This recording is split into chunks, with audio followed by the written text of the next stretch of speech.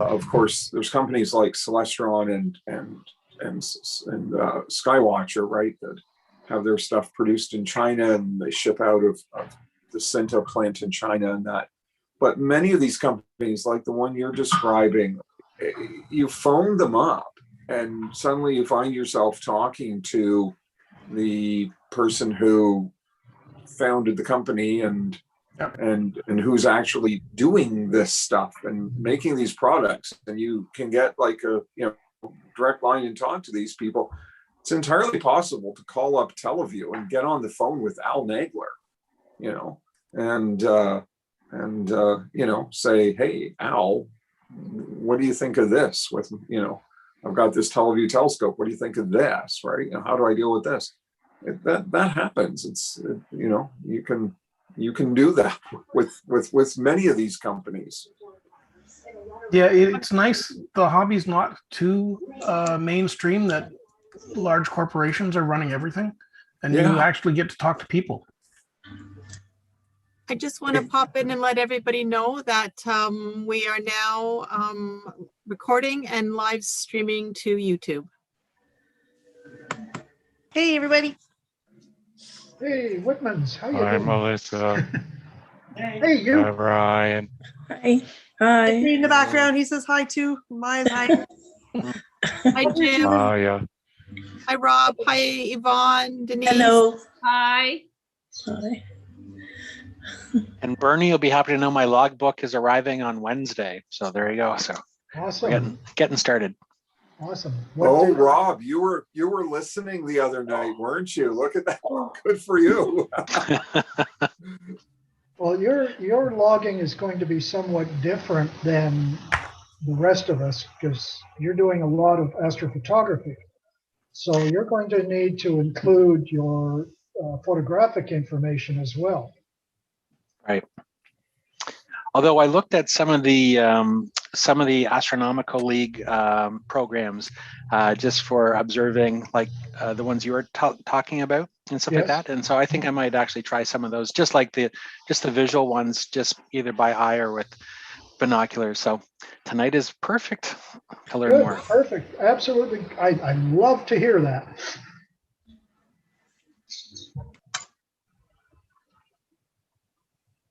Which program are you thinking about? Oh, I don't know. There's so many. So I've been this week in my free time, I've been going through the different logs, the different lists, just to sort of see what the different items are and stuff like that. So, well, okay, let's start this way.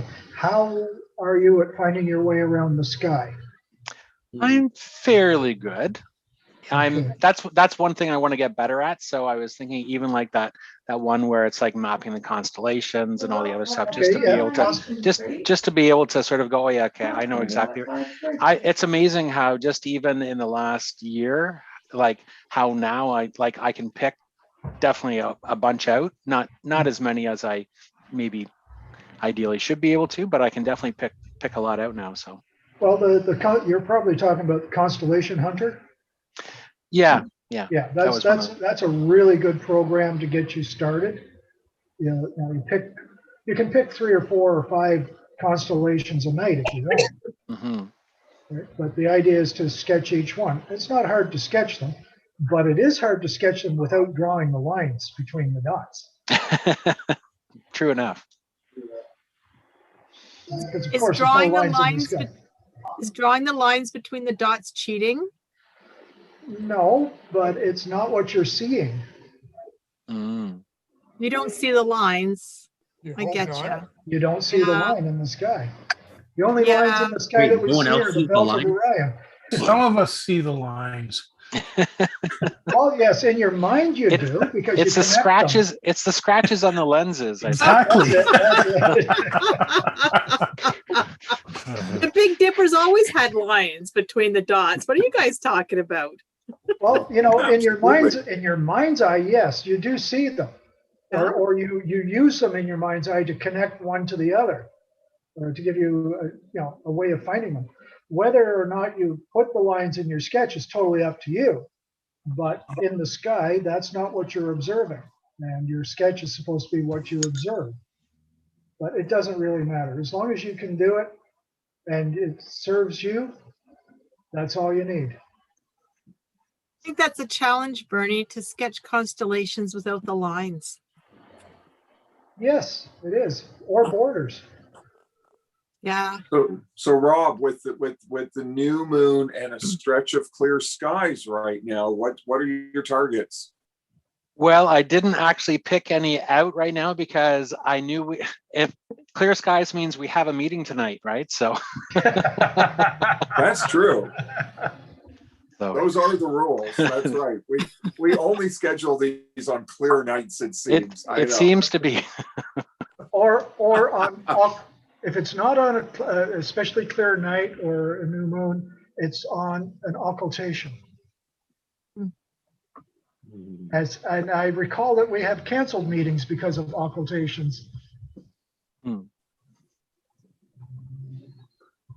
So very good to see everybody. Hey, there's Brett. So Brett and I crossed paths. Hey, Brett. Hi, John. Brett and I crossed paths coincidentally, and I got to tell you, it was such a nice thing to just have a conversation face to face, at an appropriate distance and masked, but to just have a pleasant social encounter.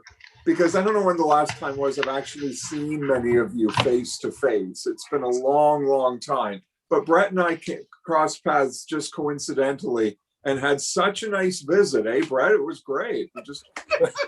We did, John, but I got to, Jean's here. My wife's here. Hi, John. Yeah, hi. Hi, how are you? That was Hi, so good. funny because I was waiting out in the parking lot for Brett. Oh, no. And Okay. he texted me and he said, I'm out of here at 12:03 or whatever the time was. So it's 12:10, 12:15, 12:20. I'm beginning to think, should I call 911? I haven't seen the ambulance pull up yet. All right. That was my fault. That's totally on me. You got I'm me the in one trouble. that kept him. No problem. Always good at the end of the day. That's all on me. So you know what? Just had to have that moment of face-to-face social encounter and just enjoy that, So That good. That was good, John. well, everybody, hello and welcome. It's 7:30, and this is the May meeting of the Hamilton Amateur Astronomers, and welcome to one and all of you. Sue would like to remind you all that we are recording this and we are broadcasting live on YouTube.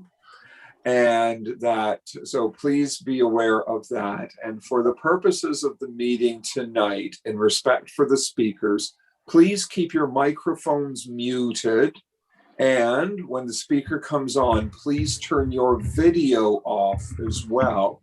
Afterwards, our speaker is more than happy to answer questions, and you can either speak directly to the speaker by turning your microphone and video back on, of course, at that time, or you can also communicate through the chat, and you can and we'll relay your questions and comments that way. Sue, is there anything else that I'm forgetting to tell them? No, I think you covered it all. I will help moderate with the questions. So you can turn your mic on or you can put your hand up, and then I will navigate through the questions that we have. And if you're listening in on YouTube, you can relay those questions through Chris. Perfect. That's wonderful. Thank you so much, and welcome to everybody. It is a beautiful spring day here in Hamilton, Ontario, and a clear night promises. But tonight we're going to spend a little time first with a couple of wonderful speakers that I'm very much looking forward to, and a timely and appropriate topic tonight that we'll get to in just a sec. I want to give a shout out to some people, Sue and Chris, who are handling all the behind the scenes work here today. Wonderful, and thank you both. We couldn't pull any of this off without you. That's great. So I just looking through, I have to give shout outs to the wonderful astrophotographers in the club. And, you know, I realized I haven't done this for a couple of months, but we have some beautiful images in our calendar, right? Just such a stunning image this month for May, right? From Michelle Odette, that's great. And it's very much worth looking at the club's newsletter called Event Horizon, the current newsletter and all the past newsletters. So, you know, if you're stuck at home during the stay-at-home order, there's 27 years worth of club newsletters available online. You can read them all, but please check out this month's newsletter. There are some wonderful, wonderful articles in there, and high fives go out to everybody who contributed. It's just excellent. There's articles there on the solar eclipse that's coming up. There's articles. There's some wonderful astrophotography in there. As I was mentioning, the calendar, wonderful astrophotography. There's our regular features. There's from Joanne Salsi and Matthew Mannering and Bernie Vanass, and they're all just fantastic. It's so worthwhile. Wonderful, wonderful content in the newsletters these days, and it pleases me no end. So please do check those out. Please do. Tonight we have a presentation from Kevin Salwich. After that, we'll be having a brief intermission in which you may certainly take the opportunity to chit chat and talk amongst yourselves. And that's please turn your mics on and talk to each other. That's great. When we come back from that, we have our usual door prizes. Of course, we have 3 lovely volumes that we're going to give away tonight. And then after that, we have The Sky This Month, which is a feature we do every month. And after an absence of a few months, tonight sees the return of Matthew Mannering. And I'm very much looking forward to that. So please stick around after break for that, because it's entirely worthwhile. Please do. For now, though, I'm going to hand the floor over to Kevin Salwich. Kevin is one of the most able visual astronomers that I have seen pass through this club.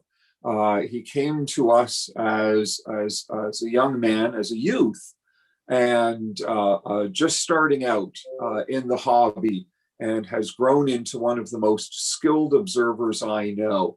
And tonight he's going to take us on a little tour of the binocular universe and how to turn our eyes to the nighttime sky with the aid of binoculars. And I couldn't be happier that he's tackling this timely and appropriate and universal topic. Kevin, I'm happy to hand it over to you. Welcome. Thank you for being here. We're in your capable hands. All right. Can everybody hear me to start? Can you hear me, John? I can hear you just fine, Kev. All right. We just figure out if screen sharing is enabled here. It should be, Kevin. You should be good to go. So is this showing up? Yes, just give it a second. It'll show up. All right. There we go. A brief introduction to binocular observing. I think we've got it. Okay. So, yeah, like John said, I've been a member of the club now for, I'd say, half of my life, actually. Joined when I was 12 in October 2009. So it's coming up on 12 years now.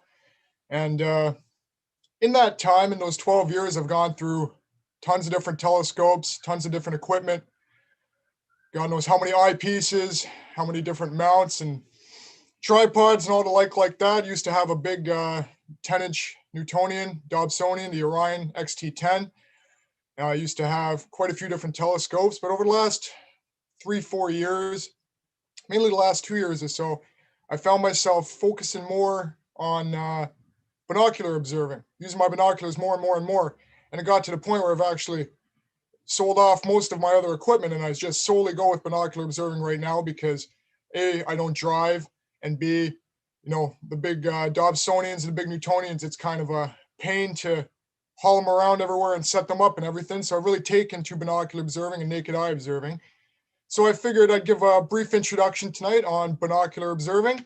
And when I say brief, I'm going to keep it very brief because binocular observing, unlike telescope observing, it's rather intuitive as to how you go about it.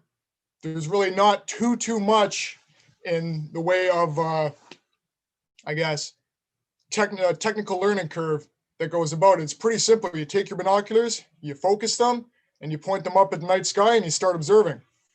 And it really is just as easy. It's just as simple as that. It's really not too much more difficult than that.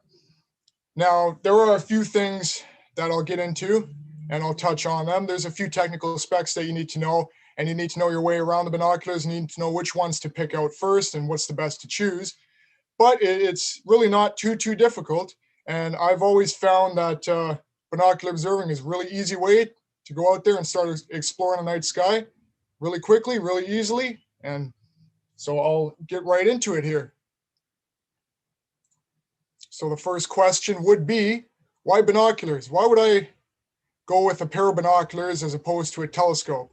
Because there's so many different telescopes out there on the market. You can get giant ones where you can see galaxies millions of light years away. You can see details and sometimes even color in the nebula and the star clusters, and you can split the tiniest double star. You can see all these wonderful things with a telescope. Why would I want to go with a pair of binoculars, something that's quite a bit smaller? Well, right off the bat, I always have to say, for a beginner, and of course this talk is geared more towards the raw beginner or somebody who's never really taken a pair of binoculars and pointed them towards the night sky. But right off the bat, it's quite a bit cheaper than a telescope to start off. Now, nowadays, there's a lot of scopes out there on the market, and you can buy telescopes for $50, $60, $100 sometimes at big box stores, which every experienced amateur astronomer would tell you never to do. But you can get decent beginner scopes for around $400 or $500 today, somewhere in that range, I'd say. You probably want to be spending about that much. But then you also have to add on to that the cost of new eyepieces and cases and mountings for it and tripods and power supplies and all the little accessories that you want to really tweak your new telescope. Now, of course, I'm not saying don't go out there and buy a telescope. Of course not. But right off the bat, if you've just started off in astronomy and you have an interest in the night sky, you can go out there and get a very good set of beginner binoculars for about $200, even less. There, I'll show at the very end, I have a few recommendations for beginner binoculars. You can get a decent pair for as cheap as $50 to $100, and they'll actually do the job for you, and it won't be too poor quality that you won't enjoy what you're seeing. Second, it's easy to transport. Binoculars, of course, you put them in your case, and that's it. You can take them pretty well anywhere with you. That's kind of why I went towards binocular observing. The last few years, I've really taken a liking to backcountry camping and hunting. And whenever I'm going up north or going way out there in the boonies, it's kind of difficult for me to haul a 60-pound, 10-inch Dobsonian with me through 30 kilometers of muskeg into the middle of nowhere, of course. And even with a small telescope, I can't really haul a tripod with me and the mount and the optical tube for it. But with a pair of binoculars, I can throw them right in my backpack and forget about them until I'm out there. And, the skies, especially up in Northern Ontario on a nice clear night, are the best I've ever seen anywhere in my life. And I'm very glad the many times I've gone up and I'm out there for a week or two at a time that I'm looking up there and you get a couple clear nights in a row and I have something that really enhances above the naked eye. Easy to transport, nice and light. Now, I'll get into this right now really quickly because I have a picture right here on the slide. With binoculars, once you get into larger sizes of binoculars, and I'll explain this in a bit, you're probably going to want to get a tripod mount for it. But for the purposes of this talk, I'm just going to stick to handheld binoculars, the smaller types, where you can just go out there and observe by hand. You don't need to haul a tripod with you. Of course, like I said, if you really get into binocular observing, you can buy bigger ones, 25 by 100s or 20 by 125s, which will require a tripod, but for the purpose of the talk tonight, we're just going smaller handheld models. Now, as I said before, there's an easier technical learning curve than on a telescope. Sorry. With a telescope, you're going to need to know how to set it up. You're going to need to know how to collimate it. You're going to need to know all the different types of eyepieces, how to align your finder scope, how to start up and align your go-to if you have a go-to, how to track objects in the sky if you have a powered mount. There's a big technical learning curve behind a telescope, even beginner ones that take quite a bit of time to get into. Now, of course, it's very rewarding when you do that, but if you really want to just get out there and start seeing stuff right off the bat, binoculars are very, very simple in that regard. You take them, like I said, focus them, point them, and away you go. Quick and simple operation, of course. Same thing, just point at whatever you want to see, and you'll see it. And of course, I always go for this angle as well, that it gives a beginner a better appreciation. It gives a better appreciation of the night sky. When you're using binoculars and doing naked eye astronomy, you really get to focus more on the general motions of the night sky, that if you're, really into your observing with the telescope, you may not seem to notice the motions of the planets, the motions of the stars, the motions of the moon from night to night, even over the course of one night. And when you're using binoculars, you really get a better understanding of that, and you understand how the night sky moves and how it works, and it really sets you up well to get a better appreciation and a better knowledge of the mechanics of the night sky for when you do get into your telescope. And of course, last, utilitarian. For a lot of people beginning out in amateur astronomy, it can be quite a daunting task, and it can get quite expensive. I'm sure a lot of the members can tell you that, it takes up a lot of money once you really get into it, because it can become an addiction. Now, say you start off in astronomy and you're all gung-ho, you're really into it, and you go out there and you buy yourself a $2,500, $3,000 brand new telescope, and you set it up and you start using it. But after a couple months, you find it's really not your thing. You're really not into astronomy as much as you thought you were. It's unfortunate, but it happens to some people. They get into it and then they fall back out of it. But if you start off with a nice pair of binoculars that you bought for $150, you're not out that much money, and you can use it for sporting events. You can use it for hiking. You can use it for hunting. You can use it for birding. You can use it for all sorts of different things, whereas a telescope, it's really just for amateur astronomy.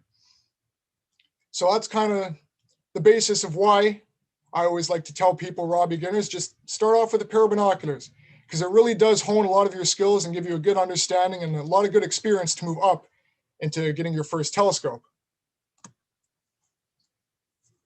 So from there, I'll get into different types of binoculars. Now, when I talk about different types, it's mainly the optical design of the binoculars I'm talking about. In astronomy, there are really three different kinds that you'll see. There's a roof prism, the poro prism, and image stabilized binoculars, which can be either or. Now, it basically comes down to a difference in the lenses and the prism system inside each binocular. Roof prism binoculars, you can see in the diagram there, they're meant to be a lot more compact. There's a few more lenses and prisms in it that are meant to keep the light path a lot more compact, and the binoculars smaller and more transportable. Now, with roof prism binoculars, this also means you generally don't see roof prisms in very large sizes. They're generally restricted to 8x42 or 8x40s and maybe like 10x50s. But larger than that, you can get roof prism binoculars, but they're going to be a lot more expensive, because with all the different lenses and all the different prisms in there compared to poro prisms, you also have to add more coatings to make sure that there's less aberration and the light doesn't get lost. So that kind of drives up the price as well.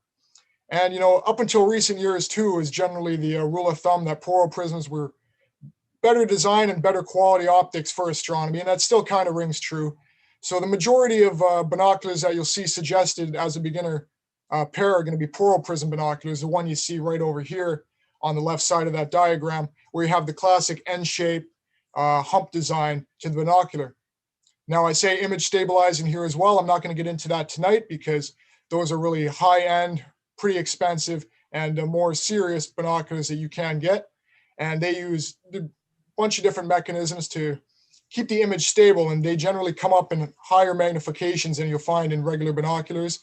They use fluids inside the prisms, or free-floating prisms sometimes, to cancel out the shakes of your hands or wind or everything, to give you a really really sharp and stable image when you're up into 25, 30 times magnification. But for amateur astronomy, generally, you're going to see Poro Prism binoculars on the market, and those are the ones I would suggest you to get for your first pair, because you can get more magnification from them and you can get a bigger aperture from them. So, understanding your pair of binoculars. Now, you've already heard me say a couple times here, 8x42 or 8x40 or 10x50. That's the most important technical spec of the binocular is the magnification and the aperture. Now, on every pair of binoculars you get, it's going to be stated as number X number, 12x50, 9x63, 25x100, and that, of course, is the magnification, 12, 8, 7 times magnification. And then you have the aperture or the diameter of the two lenses in millimeters. So 50 millimeters, 63 millimeters, et cetera, et cetera, et cetera. Now, larger aperture, of course, equals more light, and that means you'll be able to see dimmer objects with it. But there is also kind of a trade-off in that as well, where handheld binoculars, the bigger they get, the heavier they get. I've had a pair of 25 by 100s and 25 by 125 millimeter binoculars before, and you cannot use those handheld. It's pretty well impossible to do, because when you have 12 times magnification or 8 times magnification, not only does it magnify the object that you're looking at, but it also magnifies every little shake in your hands when you're taking a look at the night sky. So generally speaking, the rule of thumb is you can get away with about 12 times magnification for handheld observing, but that's on the higher end. You really want somewhere between 7 and 10 times magnification for a starter pair of binoculars. And yeah, like I said, the ideal range is 8 to 12 or so. And for aperture, it all depends on, what you're comfortable with, what you have, but anywhere between 40 and 70 millimeters or so is you can get away with for handheld astronomy. The sweet spot, I'd say, is probably between 50 and 65 millimeters for handheld first pair of binoculars. Now, another thing you're going to look for too, when you'll get your first pair of binoculars, or if you're getting a new pair, you'll see probably in the instruction manual, it'll say what kind of prism the binocular uses. Now, usually for pretty well all commercial binoculars, you'll have either BAK 4, BAK4, or BK7 prisms. Now, don't ask me exactly what the difference between the two of them is. I'm not exactly sure. It gets quite technical, but it's well established that BAK4 prisms are far higher quality than the BK7 prisms. They generally, in better binoculars and higher range binoculars, will use BAK4. Lower range, cheaper binoculars you'll find in sporting goods stores and big box stores that use BK7 prisms.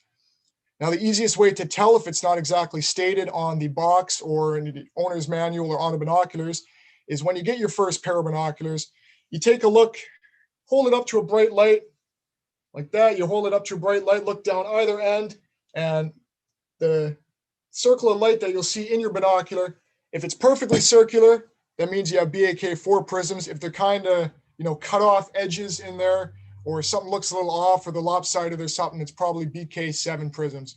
So you want to go for the BAK4. And like I said, it's really simple as that. You just look in there, and chances are, if it's perfectly circular, then that's what you're going to have. There's also different coatings for binoculars as well. Now, cheaper binoculars have no coating sometimes if you're buying a $20, $25 pair, or sometimes they'll say fully coated, which is kind of a trick to the consumer there, because fully coated usually means that only one of the different lenses inside of there is coated. Now, coatings on the binoculars are meant to stop light from escaping the light path, and it's also meant to stop different aberrations that might come, different changes in color or skewing of the light path or something like that. It's meant to basically ensure that the light coming through your binoculars is focused and it's clear, and you're not losing any light when it's getting refracted around inside the lenses. So you have coated, fully coated, multi-coated, fully multi-coated, fully multi-coated XLT, dielectric coating. There's a bunch of different kinds of coatings for binoculars. Generally, most good pairs will have fully multi-coated, which means that all of the lenses inside are coated with some sort of some sort of glass coating to make sure that you have a decent view. And the easiest way to tell that as well is when you're looking into a pair of binoculars. If you look inside, again, hold it up at a bright light, you look inside, and if you'll probably see reflections inside the optical tube. If you see a bunch of white reflections inside, that means your lenses aren't coated, which means the views probably aren't going to be that good for stargazing. But if you see different colors and you don't see too many weird specks and spots and weird reflections inside, it means you've got some proper coatings and you're going to be good to go. Now, with the different types of glass and the different types of optical coatings, again, it's not the biggest issue for a beginner pair of binoculars, but it's something you want to look out for just to make sure that you're getting the best view possible.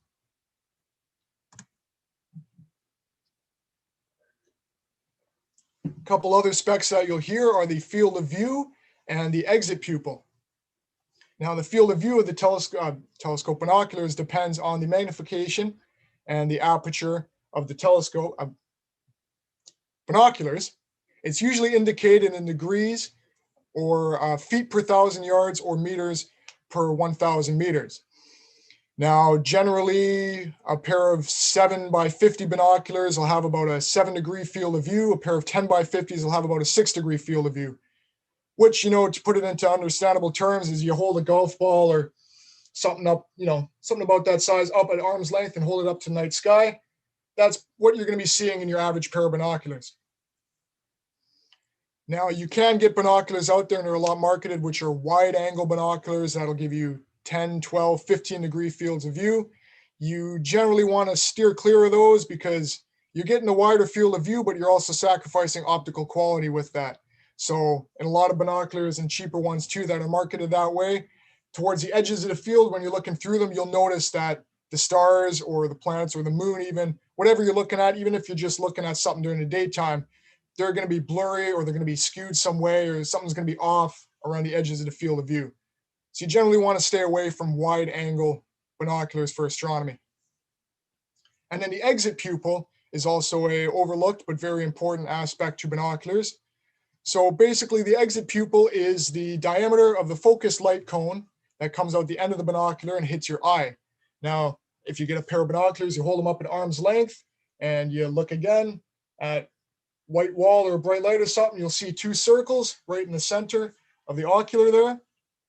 Those will be your exit pupils. Now, the exit pupil is important because it the general rule of thumb is that it sort of has to match up to the diameter of your pupil, the human pupil. Now, the average human pupil dilates to about 7 millimeters in dark conditions for people under the age of 30. And the older you get, the smaller your pupil will be under dark conditions. You lose about 1 millimeter or so every 20 years. So, and some people do have better eyesight and some people may actually dilate up to close to 8 millimeters. It all depends on your eyesight and your age. But generally speaking, if you're under 30, your pupil is probably about 7 millimeters in diameter in fully dark conditions. And if you're 50, 55, 60, you're looking around 5 to 6, and older than that, going down to 4, 4.5 millimeters. So the exit pupil is important in that regard because if you have too large or too small an exit pupil, your eye isn't going to receive the entire field of light that's coming through the binocular. So for example, in the top diagram there, in low light conditions, it has a fully dilated human pupil at 7 millimeters and a 7 by 50 pair of binoculars. And you get the exit pupil by dividing the aperture by the magnification. So 50 divided by 7 is 7.1. So it pretty well matches up, and the light that's coming out of the binoculars, your eye is receiving all of that light. But say you are 24, 25 years old, you have 7 millimeter pupils, and you're using a 8 by 20 pair of binoculars, like in the bottom diagram there, the exit pupil is only 2.5 millimeters, which means that a lot of the light that's coming through, is going to be wasted, and you're going to have to be kind of looking around, trying to focus and try and move it back and forth to get a focused, clear field of view. So exit pupil is something to look for when you're buying your first pair of binoculars. And again, it's really as easy as dividing the aperture by the magnification and generally guesstimating based on your age what your pupil will be. You can actually get a ruler and measure your pupil. It's not too easy to do, but you can do it. But generally speaking, use that rule where over 30, you take every 20 years, you take away a millimeter and off of 7 millimeters, sorry, and try and match up your binoculars to that.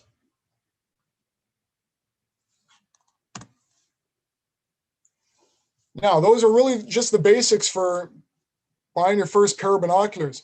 Like I said, there's not too much in regards to it.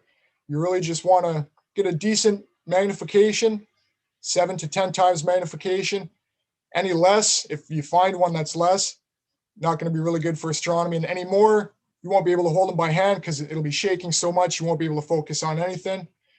40 to 65 millimeters, that way you get a good amount of light coming in and they're not weighing you down, especially when you're looking at objects right above you. You really don't want a heavy, 5-6 pound pair of binoculars weighing you down because your arms get tired after a while. And it's, again, very hard to keep them still. And then look out for the prisms, the optical coatings on them, and the exit pupil. And when you go into a shop to buy your first pair of binoculars, and I always do suggest for people not really ordering them online, you want to go into a shop to, test them out, take a look across the street, go outside and take a look through them, make sure that you're not seeing any weird spots in there. The lenses aren't scratched up. You can actually focus them. The image is clear. And I'll put a couple links in the chat after that, far more detailed tutorials, I guess, on what you want to look for when you're buying your first pair and exactly how to test them out. But that's basically what it comes down to, buying your first pair. You want something that's pretty lightweight, pretty decent magnification, you buy it and off you go. So what can you see with your first pair of binoculars? Well, there's a lot that you can see. In the solar system, for example, in a place like Hamilton, downtown Hamilton, with its light polluted skies, you'll see the moon, you'll see Jupiter, Saturn, Venus, and that's about it. See Saturn if you're lucky from downtown. With a pair of binoculars, even in light polluted skies like that, you'll be able to pick out Jupiter, no problem, Saturn, no problem, Mercury near the horizon. You'll be able to pick out Uranus and Neptune even from pretty light polluted skies. Now, with a pair of binoculars as well, you can see the Galilean moons of Jupiter. You can see Ganymede and Callisto, Io and Europa. The first 4 moons that Galileo discovered 400 years back. You focus on Jupiter and you'll see them right there in a line beside the planet. You'll see 1, 2, 3, maybe 4 of them. And it's really a cool sight because, those are the moons of another planet that you can see with something as small and compact as a pair of binoculars. Other things you can see, if you point at Saturn with a decent pair and some clear dark skies, you might be able to see Titan, which is Saturn's largest moon. Now, when you're looking at our moon, with the naked eye, you can generally make out some of the seas and highlands, the dark and light spots on the moon. But even with a small pair of binoculars, like 7 by 35, you point them at the moon and you'll see dozens of craters. You'll see details in the craters. You'll see their outlines. You can see the shadows coming off them. You'll see beautiful detail in the terminator of the moon. And you can see earthshine as well, like in the image here on the top left. You'll see earthshine. Really, I prefer it through binoculars more so than anything else because you get the wider field of view and you can see the sky behind it. And it makes just such a fantastic and beautiful view looking at a thin crescent moon through binoculars. And the detail is really striking too with a good pair and a clear sky. It's really something that I love doing. If I'm just got nothing happening on a random weeknight, I'll go out on the fire escape of my place and take a look at the moon if it's down there in the twilight sky for half hour or so. And it's fantastic. It's beautiful to look at. And you can also see dozens of asteroids. Now, of course, you won't be able to see any detail on the asteroids, but just the fact you can see them with binoculars, you can track their motions as they go around the sun is really cool. You can see comets too, and a lot of comet hunters out there and a lot of amateur astronomers actually prefer to use binoculars for finding the comets and looking at comets, because through a telescope, depending on what kind you have, especially if you have a fairly bright comet with a fairly long tail, looking through the telescope, you might not get that full picture. You might not see the actual nucleus of the comet and the tail coming off behind it, but through a pair of binoculars with a 6 or 7 degree field of view, you'll get the whole thing in there. And a nice bright comet, magnitude 3 or 2 or 1 or something like that, it's really a sight to behold. And lunar occultations as well. when the moon passes in front of Jupiter or any of the planets or a star, Mercury in the evening twilight, and, just as well looking lunar eclipses too. I'm not sure when the next one is, but a lunar eclipse through a pair of binoculars is also fantastic and an absolutely incredible view. And again, it's something I prefer. Whenever there's a lunar eclipse, I'll go out there with my binoculars as opposed to a telescope and sit there and watch it slowly, watch the shadows slowly creep across the face of the moon. There's a lot you can see just in our solar system with binoculars, but if you move even further out to the Milky Way and the stars, it's just almost endless opportunities for objects that you can see. Now with the naked eye in a clear dark sky, as perfect conditions as you can see about 4,000 stars with the naked eye. From a light polluted area, you'll be lucky if you can see 100 or so. From Hamilton, I'm maybe 50, 60 if I go out there on any given night. But with a pair of binoculars from a clear dark sky, you'll see up to 100,000 stars. And even in a light polluted area, you can see 10, 12,000 stars through a pair of binoculars. Now you get out to a place like Bimbrook or up in Mount Forest at Starfest, or even darker skies in Cherry Hill in Pennsylvania. It's truly one of the great wonders of astronomy is just sweeping down the summer Milky Way with a pair of binoculars and seeing the dark lanes and the star clouds and a great rift in the Milky Way. Because all the different stars that you see, they're kind of blend together with the naked eye because they're so far away. When you look through binoculars, you'll see all these hundreds of different pinpoints mixed in there with the dust lanes and everything. And it's a wonderful sight. It's something you'll remember forever the first time you see it with a good pair of binoculars on a dark night. And of course, moving out there to Messier objects and NGC objects. And, you can see dozens of different star clusters with even a small pair of binoculars. You can see the Pleiades, you can actually see the entire cluster, M45, the Pleiades. You'll see the entire cluster and all 7 naked eye stars and dozens of other ones around there, right in the field of view of binoculars with some dark sky around it. It makes a beautiful view as well. M44, the Beehive cluster, M13 in Hercules, the double cluster in Perseus, the Hyades, which is the head of Taurus the Bull, all make wonderful sights in binoculars. And you can also see a lot of different nebula, especially with summer coming up in Sagittarius and Scorpio. There's a lot you can see. M8, the Lagoon Nebula, M20, the Trifid Nebula. You can see the Dumbbell Nebula, M27 through binoculars. There are several dozen that you can be able to pick out from a dark sky. And you can probably see most of the Messier list through binoculars, I'd say, if you really hone your skills and you know where you're looking. And hundreds of double stars and variable stars. And something that's really cool with a good pair of binoculars as well is you'll be able to pick out the detail and the color of stars a lot better than you will with the naked eye.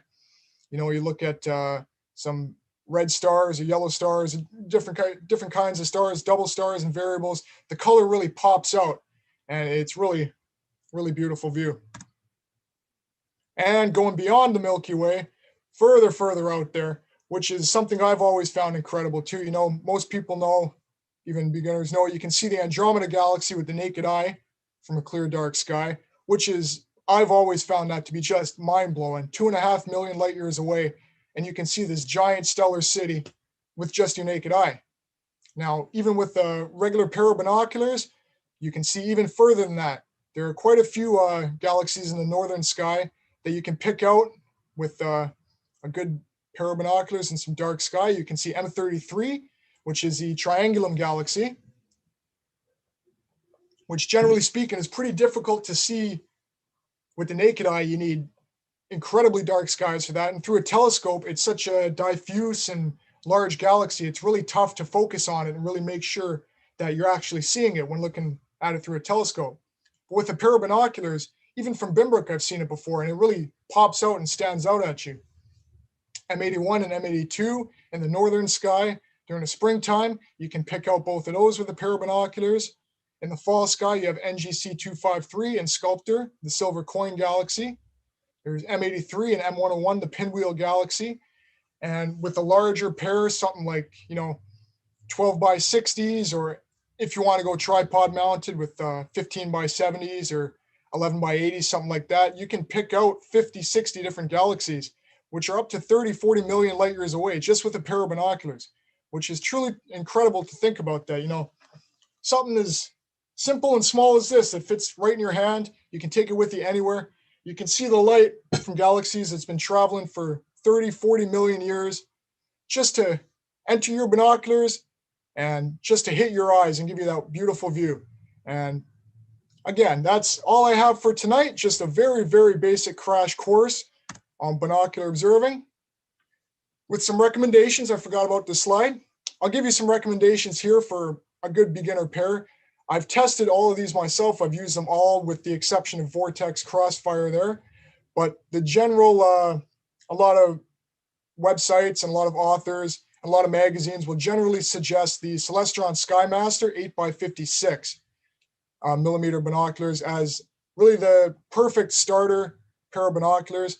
They're about $250 Canadian, give or take, on Amazon or at KW. And they're right there in the perfect range, 8 times magnification, 56 millimeter aperture, gives you a lot of light and some decent magnification to look at. And they're, they're very good quality binoculars, and they're readily available too, not too hard to find. Those are the ones that I'd probably suggest. I have a pair myself, and they're fantastic binoculars. Other ones too, there's Celestron Cometron, the 7x50s, which if you're really on a budget, you can get them for $56 off of Amazon. And for the price, they're really not that bad. You think if you got something for $55, it wouldn't be that good, but they'll get the job done for you. Orion UltraView 10x50s and Nikon Action 10x50 EX. Both of those at $200, $250 range. Also a good starter pair of binoculars. So like I said, just to sum up, the first pair, if you're going out there to get a pair of binoculars to start off, you're going to want something between 8 and 12 times magnification, preferably 8 or 10.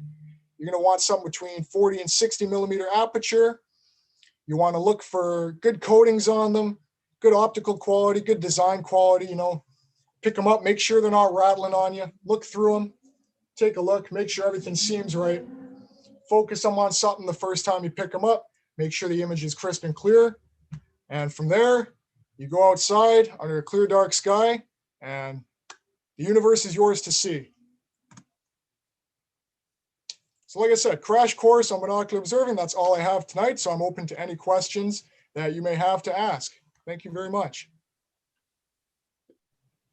Kevin, thank you very much. That was a perfect introduction to binoculars. So just tremendous. And I knew you'd do a splendid job. Thank you. You talked about the things that that you can see through binoculars and gave some fantastic examples. One of the things I want to emphasize is there are some things that, and I have several pairs of binoculars, and I love binocular observing.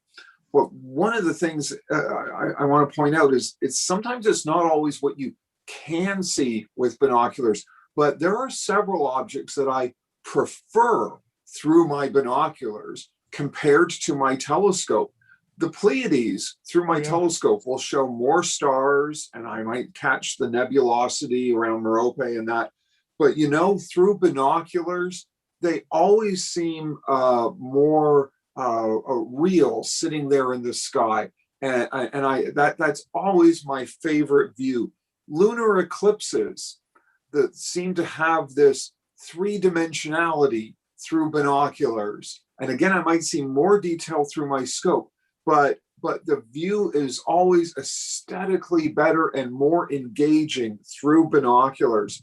And last summer, when we had Comet Neowise around, the best views I had of the comet were through binoculars, were through my big binoculars. So sometimes the binoculars, it's not just what you can see, but it's better. Hey, what do you think? Sorry, just typing in the chat there. Answering a question in the chat there. Sorry, what was the question? Wasn't paying attention. Well, Kevin agrees with me completely, of course. So here, while I have your attention, I'm going to show this. So here's one of my favorite pairs of binoculars for night sky observing, and they're 8x50s, which is right in the ballpark you were talking about. 50 mil aperture to get in lots of light, 8 times magnification, easy to handhold. They're roof prisms, as you can see. But I want to show everybody this.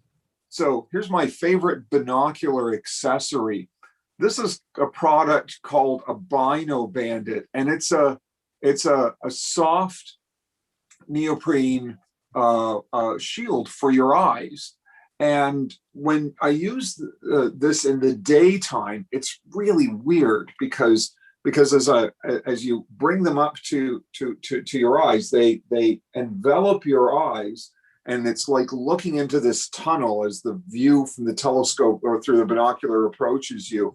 But at night, it's wonderful because this shields out so much extraneous light and other light sources, and the view through the binocular really seems to pop. So, because they just wrap right around, you can see they fit right over my glasses even. So I just love these things on my binoculars. So I highly recommended. So, Kevin. Yep. I have a question from Doug. I don't know if you answered in the chat, but could you answer the question out loud for everybody? How did the Vortex compare to Sky Master for image quality? So the Vortex binoculars that I recommended, they're the only ones that I haven't tried myself, but they showed up on about 12 or 13 different recommendation lists that I researched before this. So I assume they're pretty good quality, and I've used Vortex before for shooting and hunting. Vortex optics are usually very good quality. And yeah, like I said, I haven't used those myself, but they showed up on pretty well every list that I found. So I assume they'd be pretty good quality. And the same, if not better, probably than the Sky Masters. Thank you. I have another question. I may have missed this in your talk. Did you talk about eye relief? Eye relief. No, I did not talk about eye relief. I forgot about that, actually. Thank you for bringing that up. No problem. Eye relief. So basically, eye relief is the distance behind the ocular where your light will focus. So if, smaller eye relief means you have to bring your eyes closer in. Longer eye relief is further out. And it's, you want to do some research to it. And I can put some links in there too. But especially if you wear eyeglasses, you really want to get some, I think it's longer eye relief if you wear eyeglasses, because you have your glasses on there. And when you're looking through, sometimes, especially with higher magnification, you really can't get in there and see the entire field of view, and you can't focus well. Thanks, Kevin. Yep. That's all the questions that I see in the chat at this point in time. So, John, I'm going to turn it over to you. All right, fantastic. Again, Kevin, thank you very, very much. That was a splendid presentation. And I'm positive that many people here tonight, right, have binoculars sitting at home. And many of you may have tried them already. And if you haven't, right, I hope Kevin's talk will inspire you to go out and do so. There's as Kevin described so well, so many wonderful binocular targets out there. I'll tell you another story, Kevin.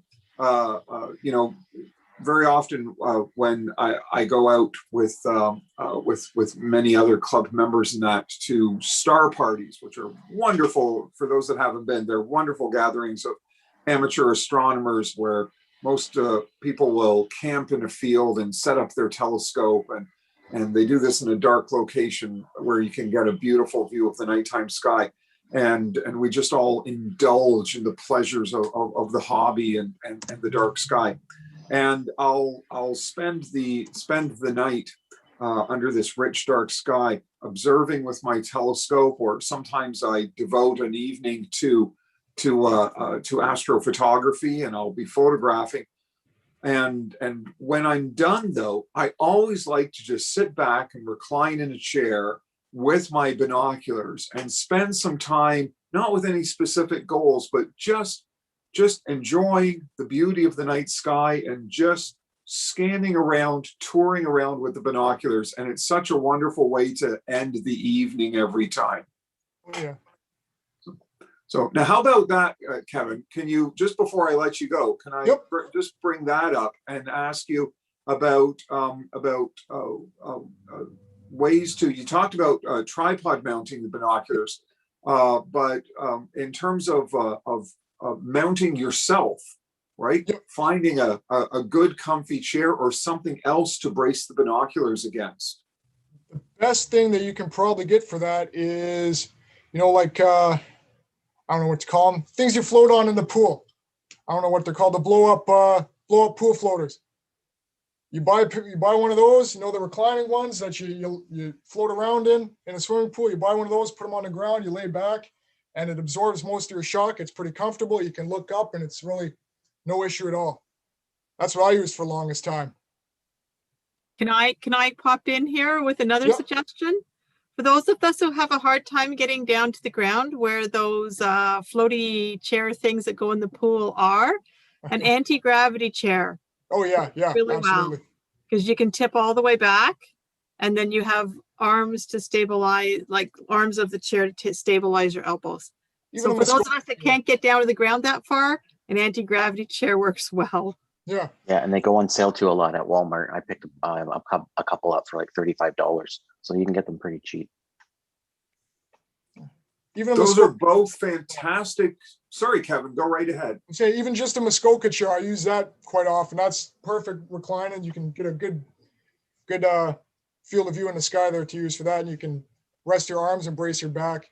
Basically anything that's pretty comfortable where you can lean back a little bit more so you're not standing there with your hands above your head.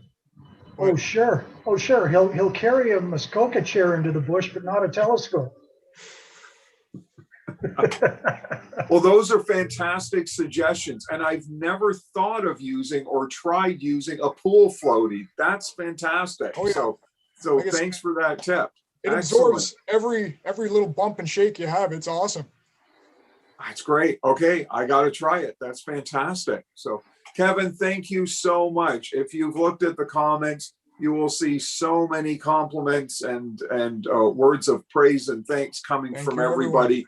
On behalf of the club and everybody here tonight, thank you very much for your time, your effort, and doing such a great job on taking us on this binocular tour. Thanks, Kevin.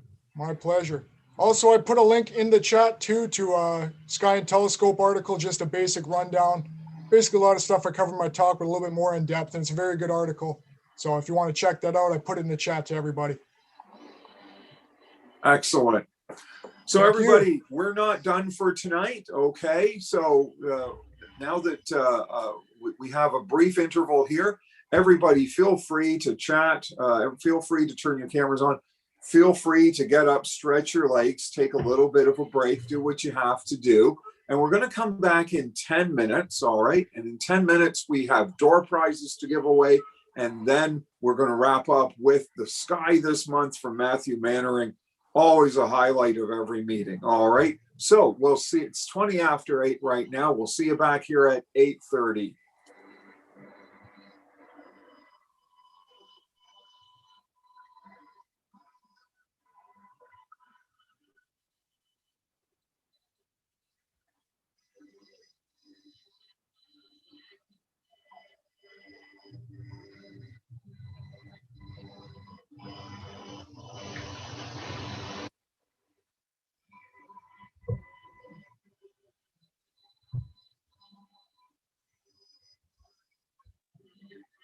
So Sue. Yes, Bernie. My video camera says, when I go to try to turn it back on, it says I cannot start it because my host has stopped it. Did you stop it? Oh, that was me because it was messing up the YouTube stream. Sorry, I'll fix that. Okay, thank you. I was going to say, I didn't do that on, and if I did, it was by accident. I didn't do that on purpose. Yeah, Chris. I keep forgetting you're not the only one on there. Yeah, you know what? That's probably for everybody.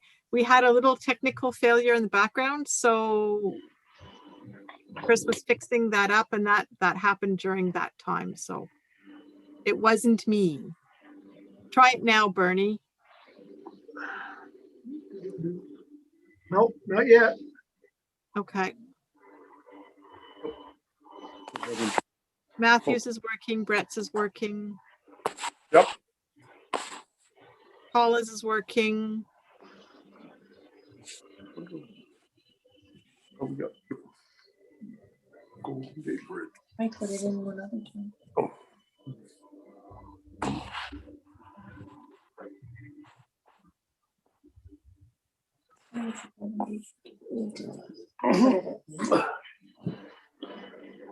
Hey, Chris. Evening, Bernie. And anybody else that's listening? There we go. Hey, there's Bernie. How you doing, Chris? Oh, like you, we're surviving. Yeah, well, that's a good sign. That's about the extent of it for all of us.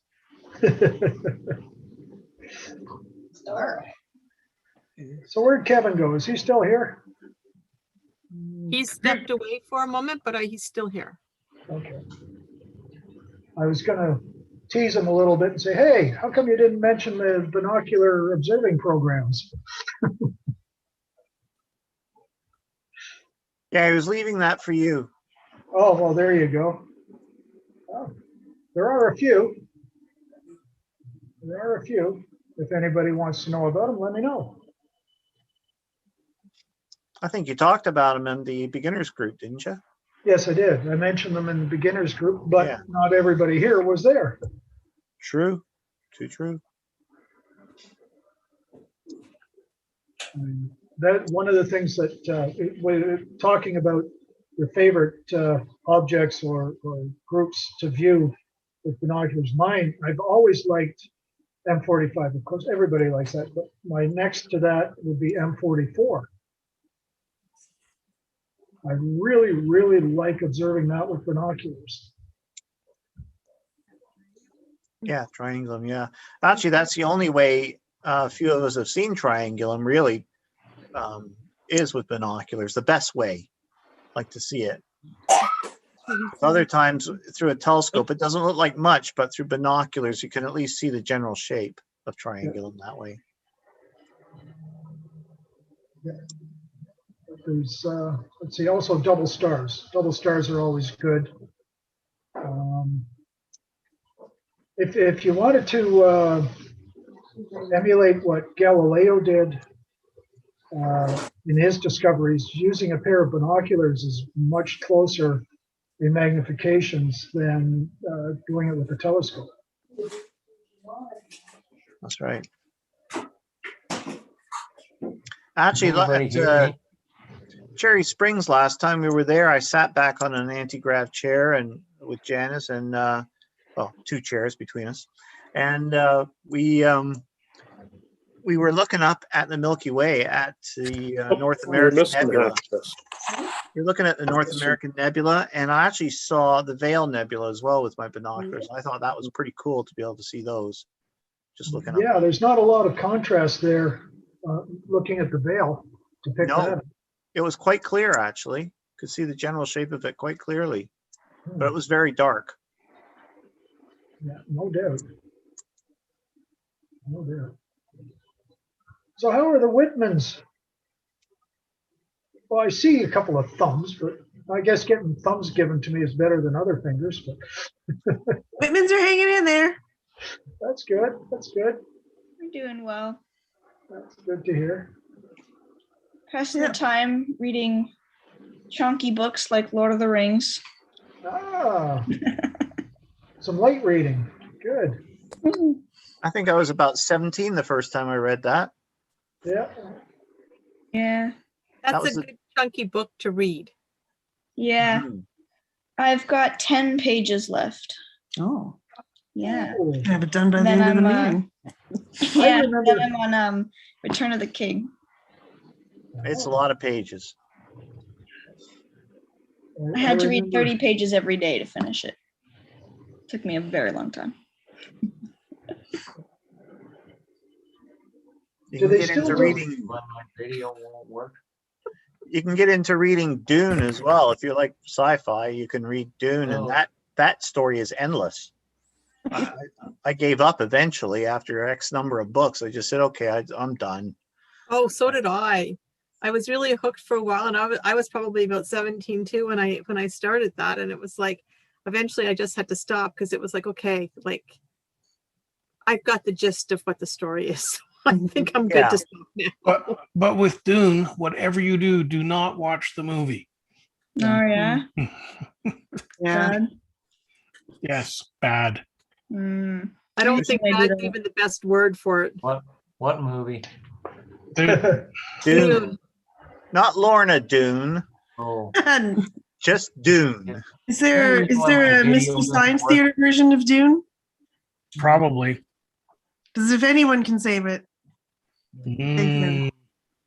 Did you ever see the movie? Didn't they make it twice? Dune was done twice, wasn't it? Yes, it was. The second one was better than the first one, but they're still pretty rough. There's a third one coming out. Yeah. And that's right. What Michael said. And they're doing it again. There's a new version on its way. The story is too big for 2 hours. Let's face it. I mean, it's a huge plot. You know, it's a complicated, better long-winded series, story. maybe.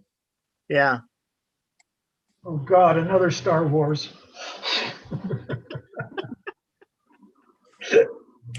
I just found out today. I don't know if anyone else would be excited about this, but on Canopy, which is available through your HPL, your Hamilton Public Library, if you have an account with HPL, they have just added to their collection the entire series called The Prisoner from the 1960s. Oh, jeez. The bouncing ball, boing, boing, boing, Yes, boing. with the bouncing ball. Actually, I really liked it when I first saw it, so I'm excited to see it again. I haven't seen it in years. Patrick McGowan. I remember seeing that.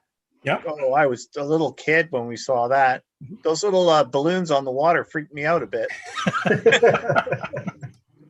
I am not a number. I am a free man. Yeah, absolutely. Screw you, I am number 2. You're number 4. Who's number 1? Yeah.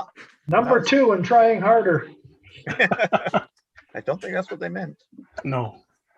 What was that? Number 2 and trying harder. Hertz automobile. Hertz car rental. Number 2 and trying harder. Gotta admit, I like the Avengers better than the Prisoner, but yeah. You were probably an Emma Peel fan. Oh, yes, I was. Every guy was. And I still am. Since you got married. Jeffrey.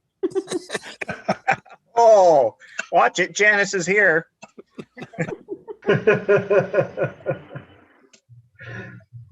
So Yvonne, how are you? That's your time. I'm good. That's good to hear.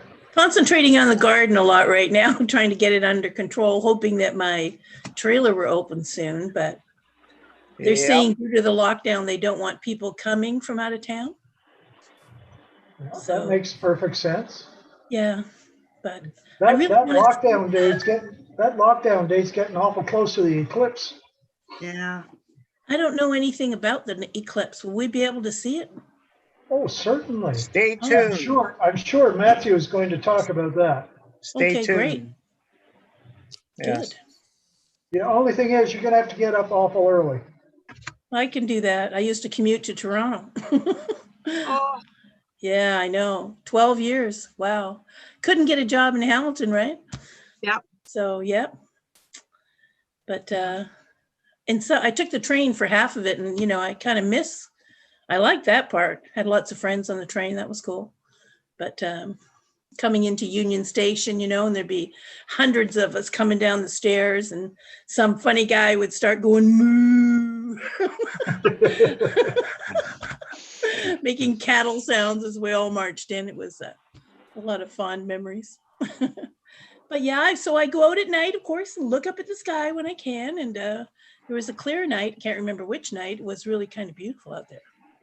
This evening, Mercury and Venus should be beautiful in the western sky. I just peeked out my office window and it's too bright yet. Mm-hmm. But last night we had a beautiful view with a thin crescent moon and then Mercury and then Venus, and it was lovely, lovely. Yeah, lovely. yeah. Tonight, All I had to do was walk out the front door. Nice.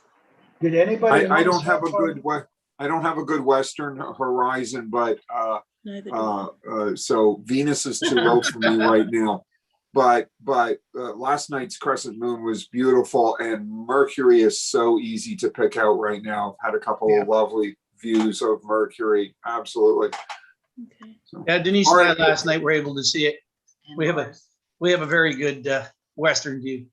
And Mars. Yep. And Mars. Anybody notice how far north the moon was? Yeah, I did. Yes. Very nice, very, very, very far. The what is that, ascending node? When it's that far north? Ascending node. Yeah, it's crossed the ecliptic and gone north. Right. That would be the ascending node. You want to? Are you speaking?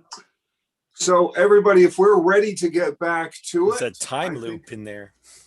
I think we're all here, and we've got some wonderful door prizes to give away, and Matthew's presentation of the sky this month to hear, and I'm looking forward to that. And then right after Matthew's done, he's going to talk some about the eclipse, and we have a couple of other comments about that. So we'll get back to it, and so once again, please mute your microphones so that we can all hear Matthew. And you can turn your cameras off as well. And I'm sure Matthew again will ask. Will be happy to have any questions, and we'll answer any questions you have afterwards. But for now, we have some door prizes to give away. So, and here to do that, we have Maya. Maya, how are you today? Good. How are you? Very good, thank you. So first, let's show everybody what we have, all right?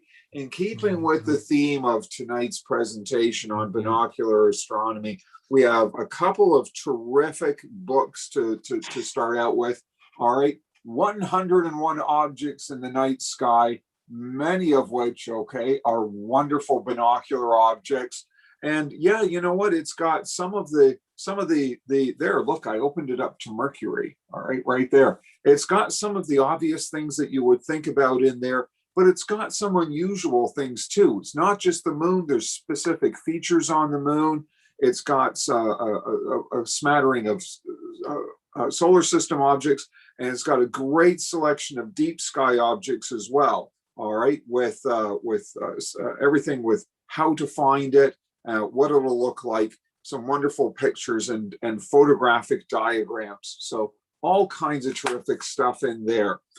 For the perfect guide to beginners with a telescope, binoculars, or the unaided eye, we have Night Watch by Terence Dickinson, the classic Canadian book, all right, from Terry Dickinson, a Canadian author. So this is the most recent edition, the latest one, all right, with data, solar system data that's still current and active for many more years. So I can't say enough good things about this. I've recommended this book so often to people as the book to begin with. And we have a beautiful wall chart, which I can't show all of you, to show it all to you because it's still wrapped up brand new. We have a beautiful wall chart of the celestial spheres, all right. All right, so color-coded stars on it, showing different star types, all the constellations, all kinds of wonderful information on it. So this is a big full-size poster, all right, that's going to make your house, all right, the most stylish one on the block. So Maya, we are ready.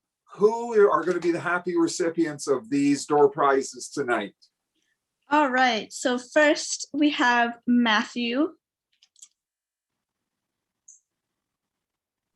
Awesome. Bit of a delay. I had to turn on the mic. Thank you. Welcome. Next we have Doug Curry.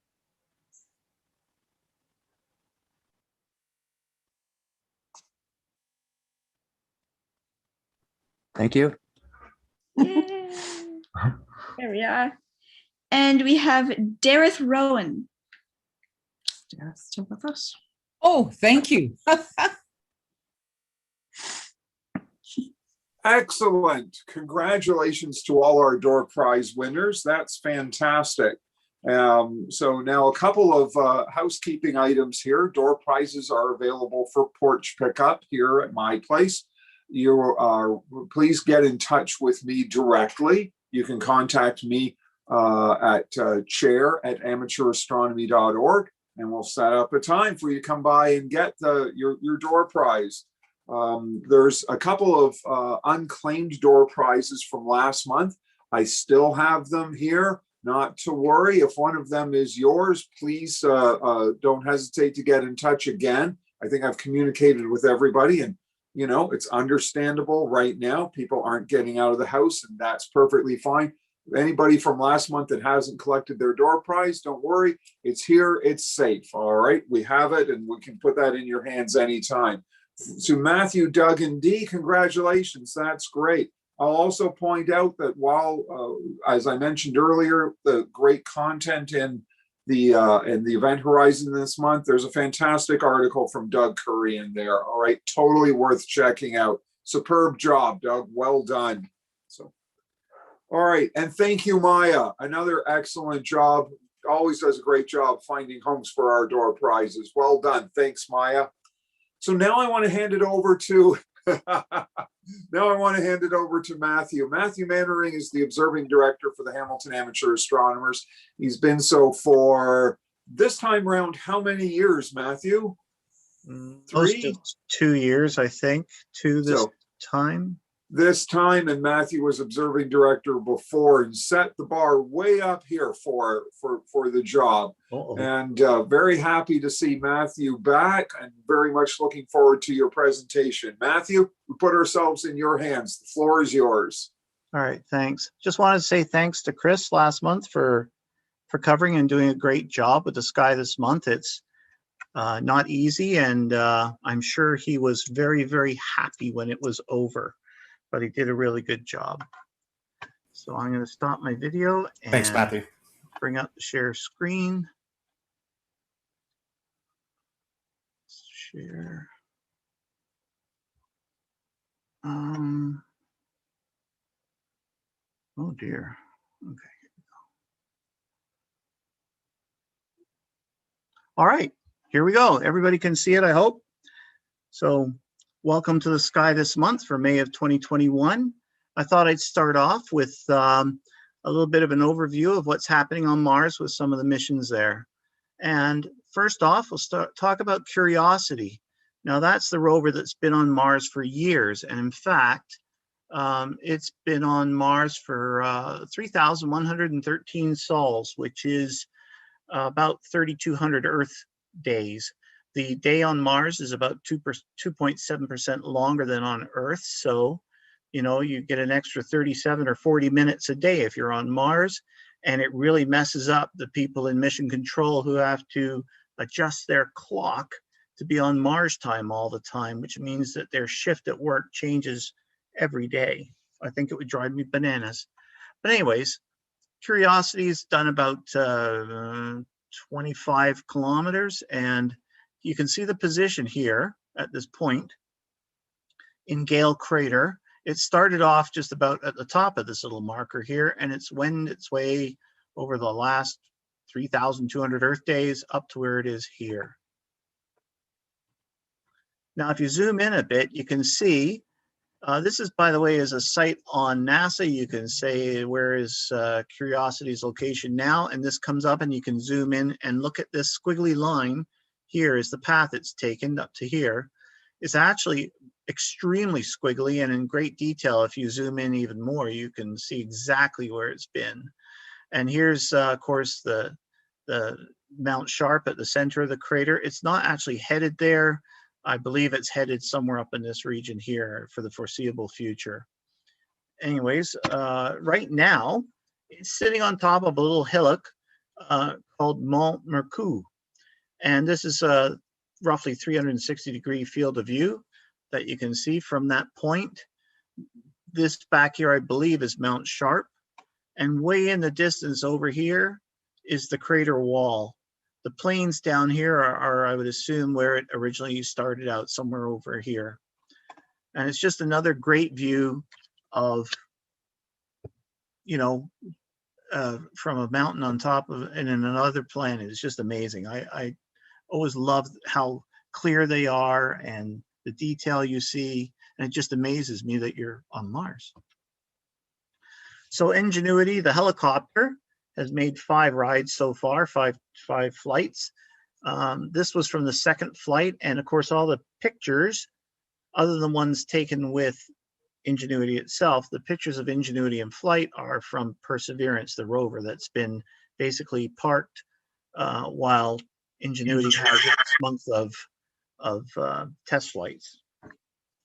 This one's kind of interesting. This is from the tiny little camera that's mounted underneath Ingenuity and looks straight down, and it's used to figure out how fast it's moving across terrain. And it gives them dead reckoning as far as distance traveled and stuff like that. And what's really cool is you can see the landing pad, top right corner, you can see the little landing pad, and you can see the shadow is separated from the pad. So this is like 1 moment after takeoff from the field. So that's kind of neat. Here's from the fourth flight when it went out over 480 feet, hovered, took some images, and came back. Now, all the flights have been a huge success. On the fifth flight, they actually picked a new landing field, and they've landed there. The idea now is to extend the mission with another, at least 1 more month, and maybe as far as August. And the idea is to support Perseverance and actually pop up in the air, take some images of the surrounding area from a height that, of course, Perseverance can't get, and maybe have a better idea of what rock formations they want to go in and check out. And then as Perseverance moves on, they'll move Ingenuity to another landing spot, and they'll kind of just keep pace with each other over the next months. And I think this is a great use of the helicopter, and really it's more of what I would have thought the main mission would be once they proved they could actually fly.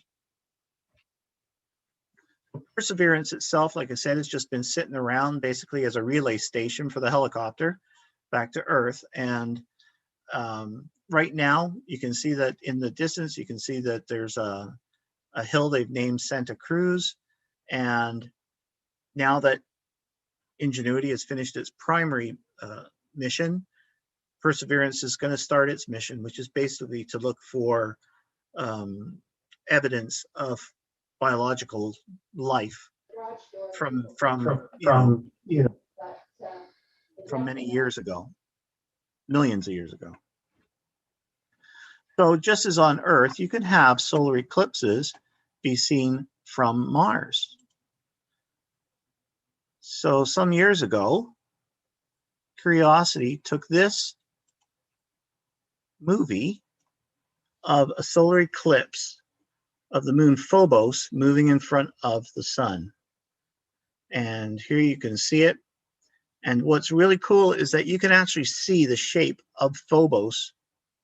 It's that clear. You can see the shape of Phobos against the sun. And at that point, you've got an annular eclipse, which is kind of neat. The annular eclipse is one where part of the sun is still, you can still see part of the sun as a ring around the object that's occulting it.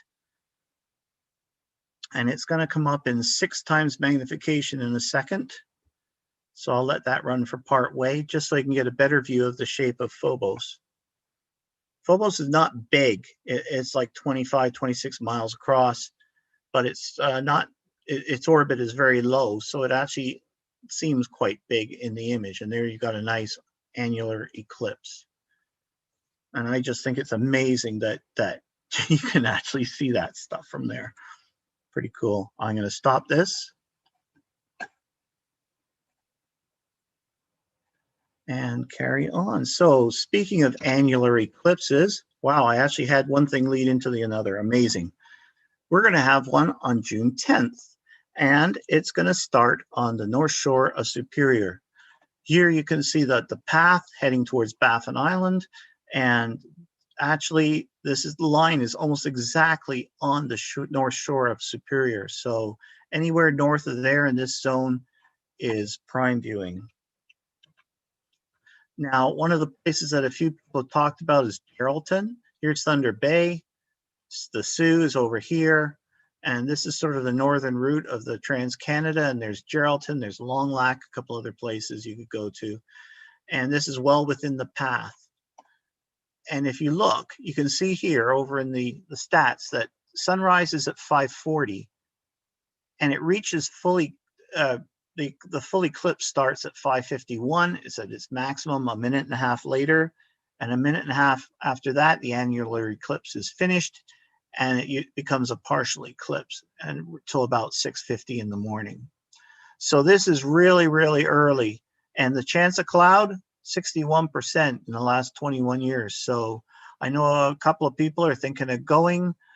Good luck. I hope you see it, and I hope you have better luck than we did when we went to see an eclipse. Okay, so this is the view you would get from Geraldton. So this website's called timeanddate.com, has all kinds of really neat stuff. And one thing you can do is run solar and lunar eclipses. So here you can see the moon pretty much covering the sun, and then you can see the annular eclipse. And you can see the end of the annular eclipse, and then in very fast motion, it has the moon moving away from the sun. But the altitude, when it's at maximum eclipse, is only like 2 degrees above the horizon. So you have to have an absolutely perfect eastern horizon to be able to see this, or you're going to miss it behind a tree or something else. So that's something to remember. Now, in Hamilton, we get a partial eclipse.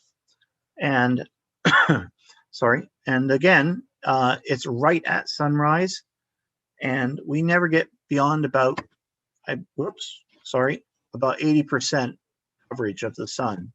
Remember, anything that's not a total solar eclipse, anytime any of the face of the sun is visible, you have to wear protection, solar glasses, look through a solar telescope, whatever, but do not look directly at the sun. And this is the view from Hamilton. Again, it's right at sunrise. And you can see maximums at 1 degree above the horizon. And that's like 2 solar diameters, so not much. And then off goes the moon. That's in sped up, obviously. So if you want to see this, you actually have to be in place by sunrise, which is at 5:39. And really, it's all over by, well, the partial eclipse is going to end at 6:37 in the morning. So really the prime time to see a decent partial eclipse and is from sunrise to maybe, 6:10, 6:15. And after that, the moon is just going to be taking a very small bite out of the sun. Well, last night, I was working on this presentation, and I happened to remember that Mercury was going to be beside the moon. And I looked out the front door, and there it was right in front of me. I just literally grabbed my camera, ran outside, took 3 pictures. This is one of them. And this is how it pretty much looked, with a very thin crescent moon and a bit of earth shine on there and Mercury over here. It was a great view, and it was really probably one of the easiest observations I've ever had in my life. Sorry, just having a drink. Anyways, other people were doing something a bit more scientific. This fella here, for a few years now, has been looking at the sodium tail that trails Mercury as it goes around the sun. And he does this using a very specific, very narrow band filter that centers on the sodium lines in the light frequencies. And here, what's sort of evident is the tail appears to be, and this is all to scale, by the way, about the same length as the diameter of the moon over here. And that's relevant in a minute when we try and figure out how long that tail would be, at least the visual part. Oh, some math. I hate doing it, but we're going to give you some math for a change. So to calculate roughly how long that visual tail is, you need to know some numbers. So first, the diameter of the moon, 3,475 kilometers, and the moon is about 400,000 kilometers from the Earth. So that's 2 things. Next, you need to know how far it is to Mercury at that particular time, about 0.9 AU. And AU is an astronomical unit, which is the average distance of the Earth to the sun. It's like a yardstick we use for distances within the solar system. And that number, 1 AU, is 150 million kilometers. So 0.9 of that is 135 million kilometers. So you can use this distance ratio of from us to the moon or us to Mercury to come up with a factor that you can use to figure out the length of the tail. So the distance to Mercury, 135 million kilometers. If you divide that by the distance to the moon, 400,000 kilometers, you get a ratio of 337.5 times. So once you know that, you can take the diameter of the moon, because remember the tail looks to be the same diameter as the moon visually. You can multiply it by that factor, and you get a visual tail that's about 1.17 million kilometers. Now I've looked that up, and that's well within reason, as a lot of people have reported over the last 20 years when they've actually been measuring this, anywhere between 1 and 2.5 million kilometers visual. It depends on how good the weather is, how clear the sky is, how good your equipment is, how sensitive the filter is to that particular wavelength, which is sodium, all those things. But it's kind of cool that you can sort of figure out the length of the tail that way. So this is sort of the light from the sun, all the different frequencies you see, right from the blue end of the spectrum to the red. And right here in the yellow-orange zone is a couple sodium lines. Now, the reason that these lines are dark is because these are absorption lines from the sun. So as the light comes from the sun, certain frequencies of light are absorbed by the elements within the atmosphere of the sun, and sodium is one of them. Now, normally when you excite something like sodium with a lot of energy, it's going to glow, and that's called an emission line. So it's the exact opposite. You would see a very bright line where sodium is. But in this case, the sodium line is totally wiped out by the sun itself. So how can we see the sodium tail of Mercury if it's invisible? Well, it turns out that something very cool happens, is that the sodium ions that are being energized behind in the tail of Mercury, they're giving off the light, right? Because they're emitting light at that frequency. And because Mercury is moving very fast, it creates a Doppler effect. And so the light from Mercury's tail is shifted because of the Doppler effect, because it's moving very fast relative to us, and it's shifted ever so slightly off these absorption lines, and it appears in here in the yellow. And so with the proper filter, you can actually now see a nice bright tail of sodium trailing behind Mercury, making it look like a comet. So basically, because of the Doppler effect, the light is shifted, and there you go. You can actually see the tail. Bit complicated, but that's the general idea. And just out of interest, there's lots of ultra narrowband pass filters these days. This one's very specialized, and you can see this is the double sodium line is right in this spike right here. And this filter, that's the only frequencies of light it allows to pass. Everything else over here and over here is blocked. So that's all you see through the filter. And this filter is just over $1,000 US. So you must really, really want to see Mercury's tail to have this filter. By the way, you can also use it on the sun itself, but that's another thing. So I thought just for a change, I'd show you where things are in general. And so right now, the Earth compared to Mercury and Venus, this is the two planets I'm sort of going to concentrate on. Venus is just coming out from behind the sun at superior conjunction, and Mercury is almost 90 degrees to us. So what happens is, Venus being opposite us, we see it like a full disk. Mercury at basically 90 degrees, we see it like a quarter moon. It's the same kind of effect that you get. Mercury is lit in the same way as a quarter moon is relative to us. And here's an image from Stellarium, which is how Mercury would look if you could zoom right in on it. Right now, you would see the disk lit from the sun like this. So it looks just like a quarter moon, craters and all, but it is Mercury. Some targets and things to look out for. On the 28th of the month, we're sticking with Mercury and adding Venus now. Mercury and Venus are going to be less than a half a degree apart. And the optimal time to see them is probably between 9 and 9:15. At 9:15, they are already down to 8.5 degrees above the horizon, so barely clearing any trees. So you need a clear horizon. This is in the west in the evening, and that makes a great target. And if you had or have a telescope that you can have set up in time, both planets will fit in the same field of view, just as Saturn and Jupiter did just before Christmas. And the reason then I explained about the phases is again, Venus is pretty much face on to us, so we see the whole thing lit up because it's on the other side of the sun. But Mercury, look at in 2 weeks from now, on the 28th, it's just a thin crescent. Remember, right now it's a half or half lit, and in 2 weeks it'll be just a thin crescent.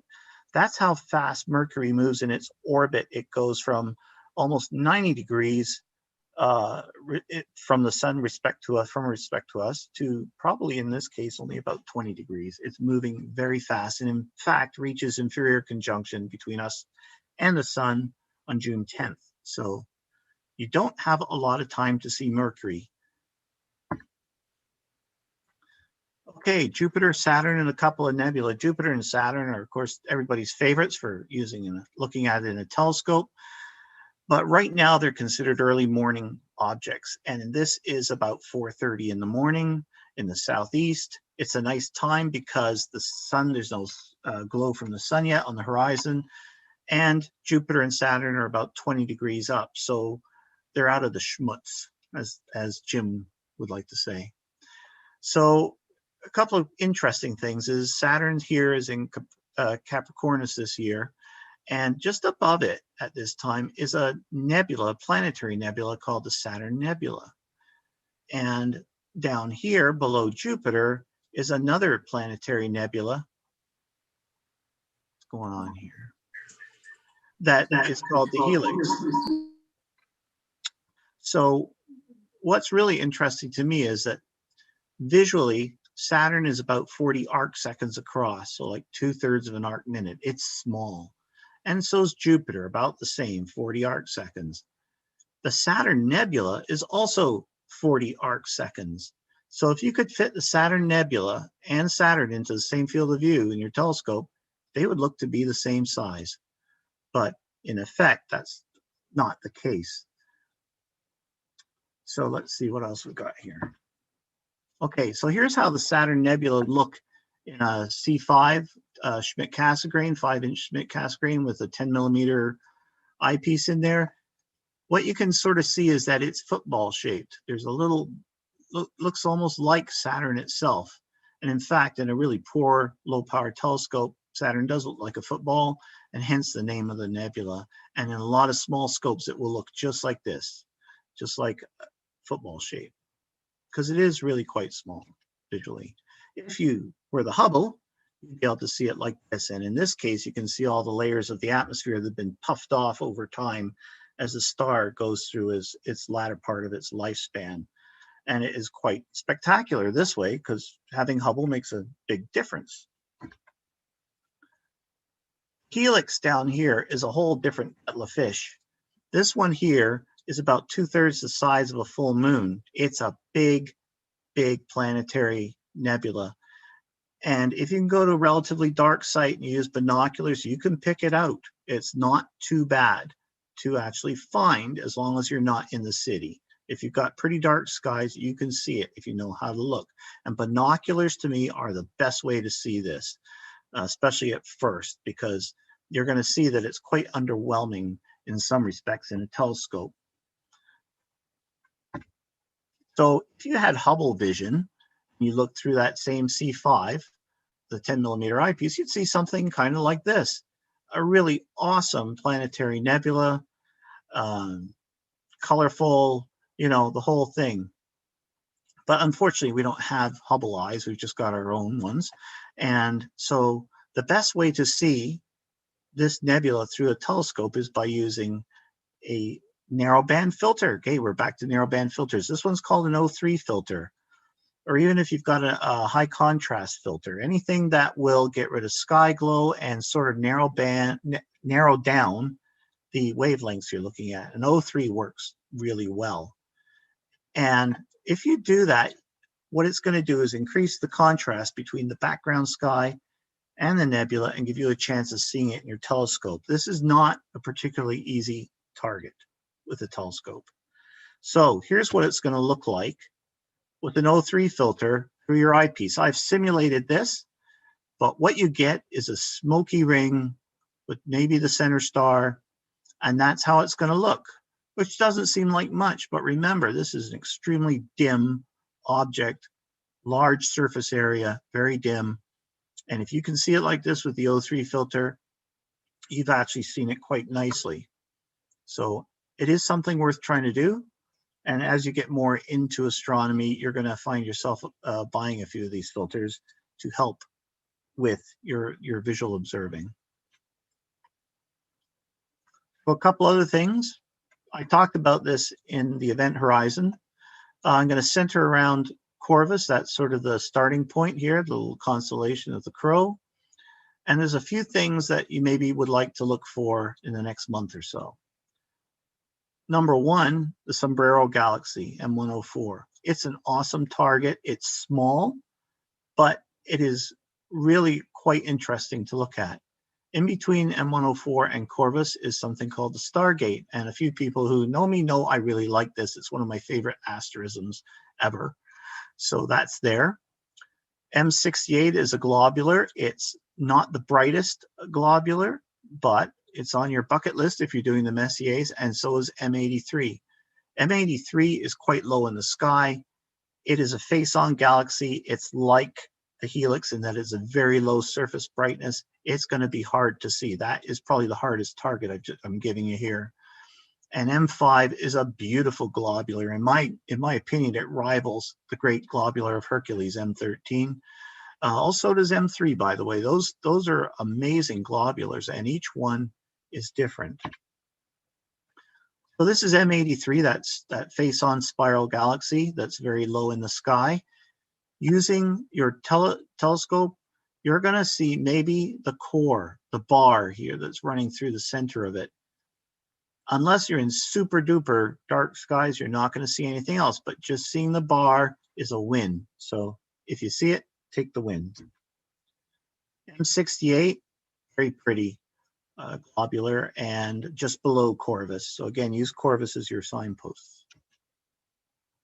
Okay, so here's the Sombrero. Now, this is a very difficult object to get a really good image of, especially for amateurs. And this image is something I just saw on cloudy nights, and I really think it's one of the best images I've ever seen of the Sombrero. The detail in it is amazing, and what I'm going to do is zoom in here and show you just how good the resolution is on this. You can actually see the twist in the ring of dust around the outer edge of the galaxy. You can actually see that twist. You can see all the little tiny strands of stars and dust all the way around inside of it, and you can see almost, what, 3/4 of the way to the core. It's amazing. The other thing you can notice with the Sombrero is that it is tilted slightly towards us, right? This side, oh, I did it again. My fingers are touching the buttons on my mouse. Anyways, you can see that this side of the ring is lower to that side, and so we see the one side of the galaxy better than the other, and this is the core that we see. But when you look through your eyepiece visually, you're going to see a glow down here too. It just won't be as pronounced, but you can actually tell just looking through your telescope that the galaxy is slightly tilted. So this is a much less impressive image. This is one of my subs I took a few years ago through a 120 millimeter telescope with my digital SLR. So this is more like what you would see through the eyepiece, in that you're going to see the dark lane through the center, and you're going to see the core biased to the one side, which is tilted slightly towards us.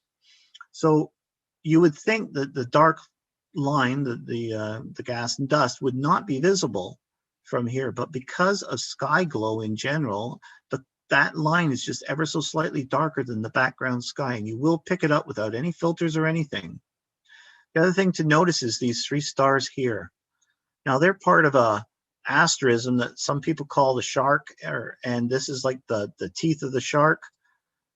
I don't see in any way, which form or whatever, that this is a shark, but I love these 3 little stars, and I use them all the time because they point straight to the sombrero. So that's something to keep in mind, is these 3 little stars. Next is the Stargate. I've told you it's very close, and I'm going to show you in a minute how to find both these things. This is the Stargate. And the reason I think it's one of my favorites is no matter how many times I look at it, I don't expect to see a beautiful little triangle inside of a bigger triangle. It's just so weird. And they've given it the name based on that old Buck Rogers show on TV, where they had the Stargate, kind of looks a little bit like this. But still, when I show people this for the first time, they barely can believe that they're actually seeing what they're seeing. So something very simple, but visually actually really grabs your attention. So how do we get to the sombrero and the Stargate? Well, there's a couple of ways. Again, here's Corvus. And this is, by the way, these stars are fairly bright. Corvus is fairly easy to pick out, even though it's low in the sky. You shouldn't have any trouble picking it out. And you can either start with the right-hand top star here and follow this line of stars like breadcrumbs all the way up until you get to the sombrero. Or you can start from the 2 in the upper left. And sort of what I do is I just kind of, in my mind with my finder scope, is I just come up in a curve until I hit these stars. And then I'm looking for this little grouping right here. This is 3 stars in a grouping. If you put your eyepiece on there, that 3 little stars in that grouping, that is actually the Stargate. That's the triangle inside the triangle. You're seeing the 3 brightest stars there. And through a finder scope, they're going to be very obvious.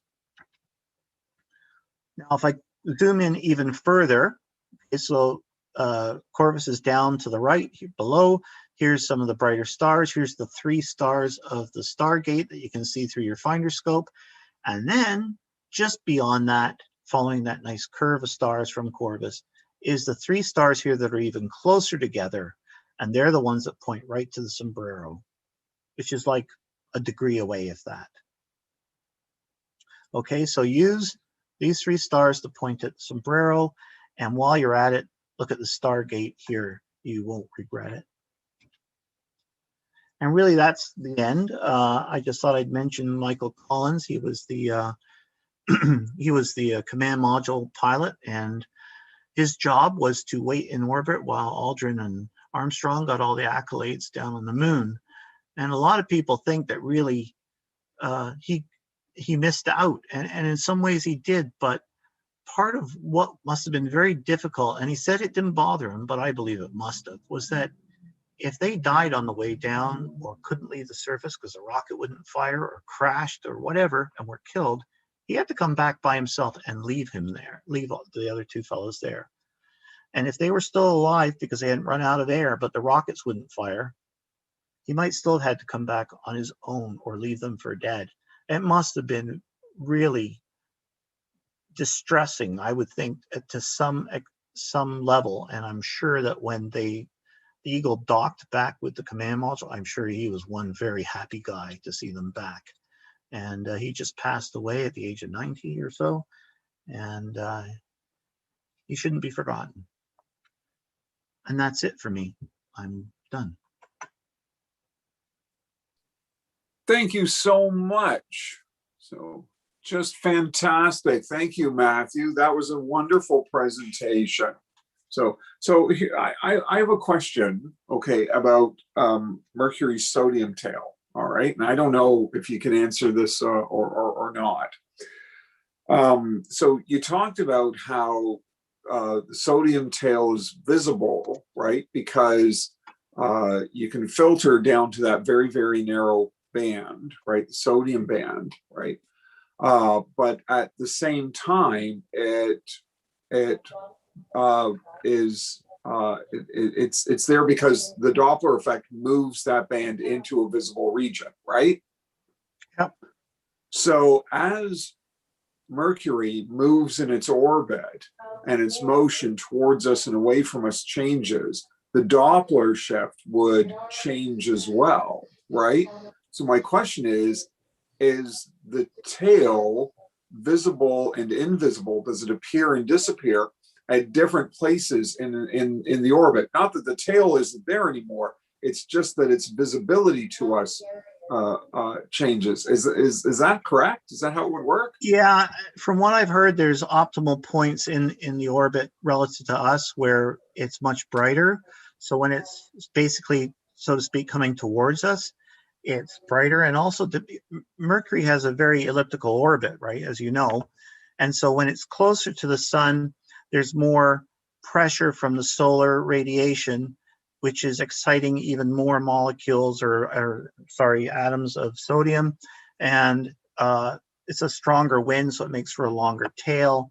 That works better. I think if it's further away from us and receding from us, I'm not sure how the moving to the red side with the Doppler effect would affect it, but I do know that in order for that filter to pick it up once it's Doppler shifted either way, it can't be moving more than 1 nanometer for either side of the true line of sodium, the sodium 1 and 2. So it's got to be a very tiny Doppler shift, but just enough that the filter can pick it up and see it. But I think once Mercury's on the other side of its orbit or further away from the sun where there's less solar radiation, I think that all affects it.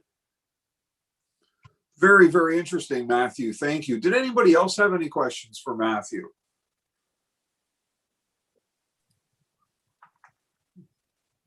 So, well, Matt, certainly if you check the chat, you'll see lots of accolades coming your way, a number of compliments and thank yous from everybody. And let me add mine. Fantastic job. That was wonderful. Thank you so much. Everybody be sure to check out his column in the Event Horizon as well. Worth it every time. So absolutely. Now, as everybody knows, we have, we're still under stay-at-home orders here. And that, of course, means that we're not allowed to get out and observe at the club's dark sky site. That stay-at-home order is extended into early June now. So hopefully, fingers crossed, it'll be sometime in June that we'll be able to get out and resume observing in some capacity at the club's dark sky site. I certainly hope that that doesn't deter everyone from getting out and observing themselves in the backyard and getting out and observing the solar eclipse, the partial solar eclipse on in early June, on the morning of June the 10th. June the 10th, is it? Somebody correct me if I'm wrong. Yes. And June good. 10th, yes. Good, thank you. And so it's very early morning, as Matthew said, right? You've got to be out at your observing location at 5:30 in the morning to see the sun rise at nearly at full eclipse. So I encourage you all, though, to try and do that, to do so safely, as Matthew said. And if anybody's going to try to do that, by all means, get in touch and let us know what your observing plans are. We'd be very keen to hear and, you know, have an opportunity to share amongst other fellow observers what everybody's going to try to do. So thank you very much to our guest speaker this evening, Kevin Sawich, who did such a wonderful presentation. Kevin, always a pleasure. And you knocked another one out of the park today. Thank you very much to Matthew, who I can say exactly the same. Always a pleasure and a home run from Matt. Thanks to Maya for helping draw the door prizes tonight, and to all of you for coming out this evening. Wonderful to see you all virtually there. We'll be back in June, of course, with another presentation. We'll be back the day after the solar eclipse, and hopefully we'll have some wonderful stories to share then. So thanks, everybody. You take care. Stay safe for now, and we'll see you again soon. John, have a good night, everyone. Good night. So, John. So, Matthew. Yeah. How close was I with what I said about Mercury there? Because I had to learn about this to even talk about it. So, is that what your understanding would be of Mercury as it moves around?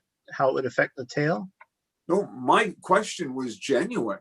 I really was looking for the answer from you. I yeah, I was posing a legitimate question. I didn't know as you were talking about it. I thought must be